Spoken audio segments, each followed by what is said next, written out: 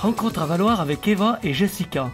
Elles sont chinoises et viennent de la province de l'île de Hainan de 7 millions d'habitants. Elles ont été invitées par leur ami Dantes Dailang alias Christophe Isquin, l'artiste chanteur ambassadeur de la culture maurianaise en Chine. Alors en fait, je connais Eva depuis 10 ans à peu près. On s'est rencontrés à Shanghai parce qu'elle vient de Shanghai. Et en fait, on s'est rencontrés parce qu'on était tous les deux au conservatoire de musique de Shanghai à l'époque. Et par la suite, en fait, on a fait de la musique ensemble. Et Eva a une boîte de communication où elle invite souvent des musiciens étrangers. Alors quand on dit étrangers, c'est des musiciens français, américains, enfin du monde entier, à jouer lors d'événements qu'elle organise.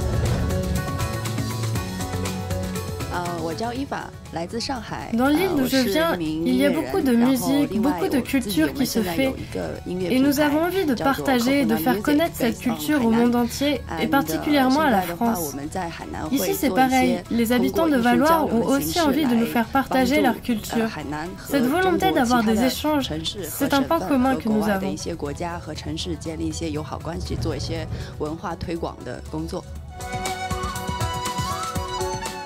Cet endroit est tellement différent de ce qu'on a en Chine qu'il est très facile de promouvoir une région comme Valloire là-bas, grâce à ses paysages et à sa culture. Ce que j'ai aimé le plus en arrivant, c'est que tout était comme dans les vidéos que j'ai pu voir. La grandeur des montagnes, l'ambiance, le calme.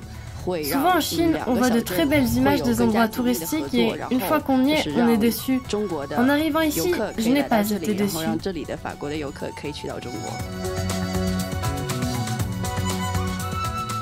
Elles sont venues pour évaluer des possibilités de collaboration événementielle entre la Maurienne et la Chine.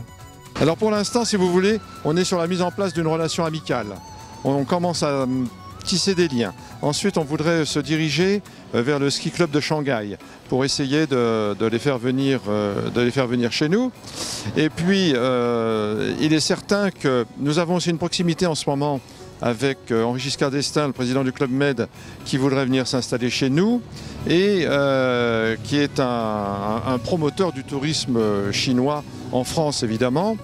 Et si vous voulez, tous ces éléments mis bout à bout nous disent qu'il y a peut-être en ce moment une carte à jouer, effectivement, pour que des touristes chinois viennent chez nous. Un tremplin d'échanges culturels et touristiques pour la station. D'ailleurs, nos jeunes chinoises n'ont pas hésité à participer à un atelier de danse du baroque sous le chapiteau de l'avenue de la Vallée d'Or.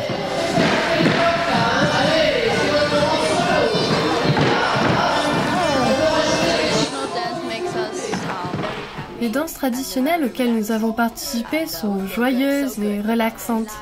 On a vraiment bien aimé cela. On a toujours regardé beaucoup de séries et de films à propos de l'histoire française et aujourd'hui, ça nous a paru très réel.